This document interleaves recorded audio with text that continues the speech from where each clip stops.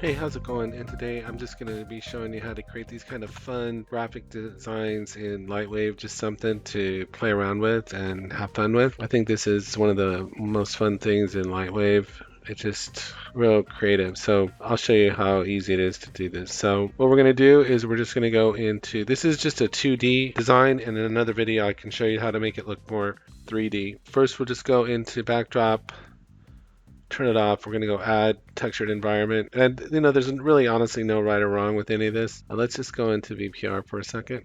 And then we're just going to go into a procedural. You can grab any one you want here. There's a lot of different ones, but probably like grid is an interesting one. Veins is a pretty interesting one. Let's see what's dented now. Looks interesting. Let's just go, or honeycomb. Let's do honeycomb. So when it comes in, you may have to, oops, I didn't mean to do that. We may have to play around a little bit here. So what I notice is you can move around in the perspective view. So it looks like line thickness.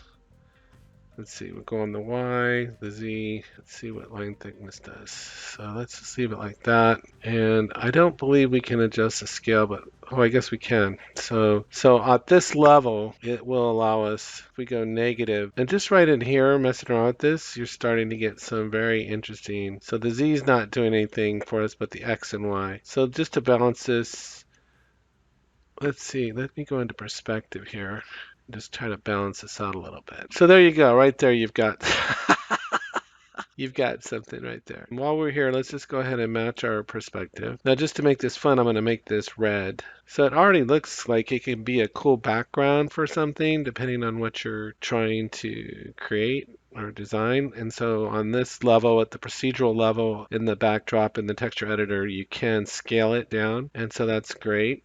And what we're going to do though is, let me just go into the camera here. What I'm going to do is I'm going to go ahead and render this out, render frame of this out. And I'm just going to save it as let's see. You can just save it as a PNG, and we'll go and now I'm going to go ahead and clear the scene, and we're going to start over, and I'm going to go back into the backdrop, turn this off. We're going to go to textured environment. This time though, let me go into VPR here. We're going to go ahead and just load in the image we just saved out. I've done this with a number of different ones.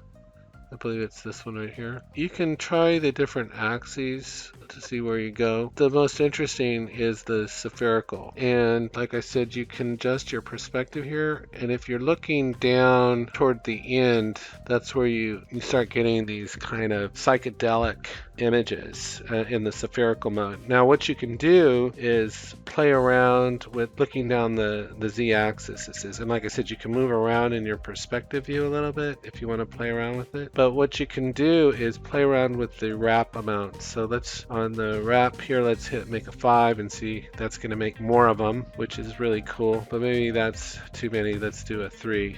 And right away we get something that starts looking pretty good. So let me go ahead and match my camera and then switch into camera here so I can see what I'm going to be rendering out. And just right away, so let's play around with the height here and see what we get. Look at that, it's breaking up a little bit. Hey, come on now, that is pretty cool. So let me drop it down to a 4.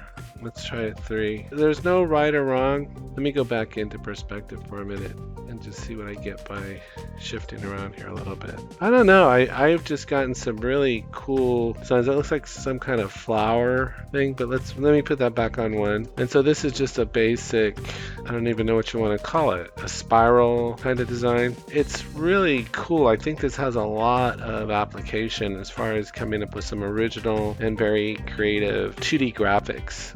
So play around with it, just get it here, go into the backdrop and go in the texture and just start seeing what you can come up with. And I bet you can come up with some pretty far out stuff. So anyway, that's all I had for today. I hope you found this helpful. Take care and have a great day.